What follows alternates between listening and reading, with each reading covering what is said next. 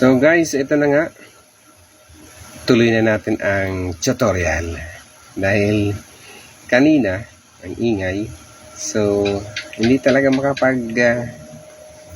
isip ng mabuti. Lalo na pag may tumitilaok na manok. So, ang hirap magsalita ng may kaagaw. So, ngayon, okay na. Pwede na natin umpisan. So, sabi ko nga, Facebook recommendation. So, kung hindi nyo pa alam yon, katulad natin, mga baguhan, so dapat malaman natin yon. Yun yung mga nilalaman na humahadlang sa kakayahan natin na ma-i-promote o kaya ma-i-recommenda ni Facebook sa mga viewers natin. So, kaya dapat nating tandaan, kapag tayo mag-upload ng content, dapat sumusunod tayo doon sa mga sinasabi ni Facebook. Ha? So, yun ang dapat nating tandaan. Okay? So, 5 yan. So, number 1, sabi ni Facebook, yung mga content na tumatalakay sa pananakit sa sarili, pagpapakamatay, o mga karamdaman sa pagkain, pati na rin sa content na naglalarawan o nagpapawalang halaga sa mga tema tungkol sa kamatayan o depression. Bawal yun. So, wag mong ilalagay. Dahil aalisin din yun ni Facebook. At kung tayo man ay makapag-upload at ma-monetize, sigurado violation yun. Okay? So, pangalawa, sabi niya, yung mga nilalaman na maaaring maglarawan ng karahasan, gaya ng mga taong nag-aaway. So, wag nyo nang i-upload yun. Dahil hindi yun i-recommend ni Facebook. Hindi niya i-recommend sa atin, sa mga viewers. Okay? Then, pangatlo, yung mga nilalaman na maaaring tahasang, magpakitang, sexual, o nagpapahiwatig tulad ng mga larawan ng mga taong nakasuot ng nakikitang damit o yung mga maninipis at maiksi.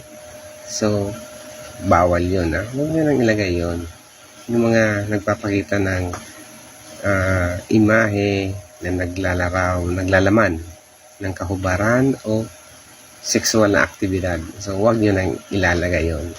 Dahil, bawal yun. Ayaw ni Facebook nun.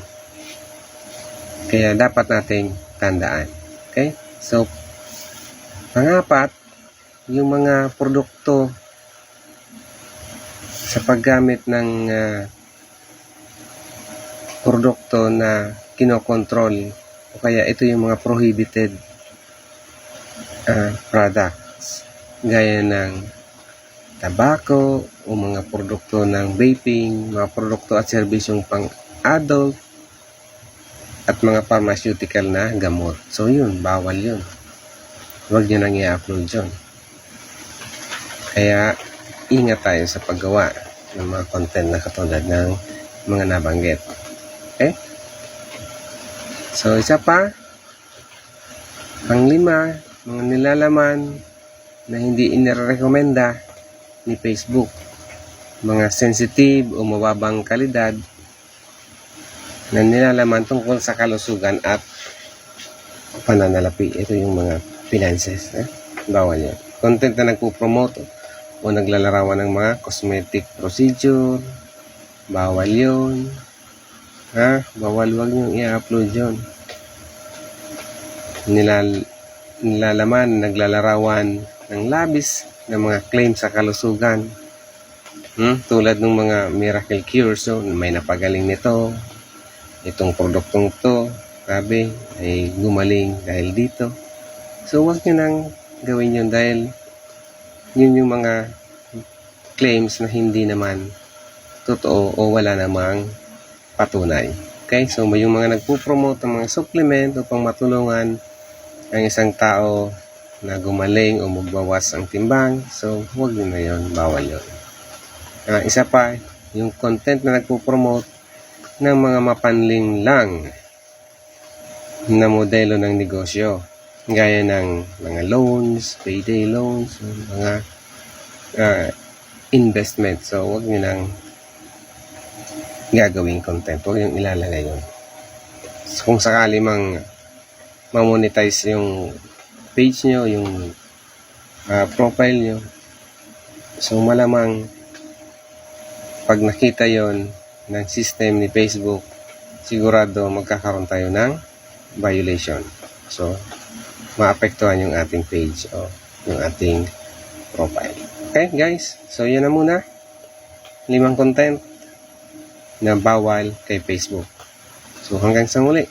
Kita-kita ulit tayo. Dahil ako'y inaantok na. Okay? See you.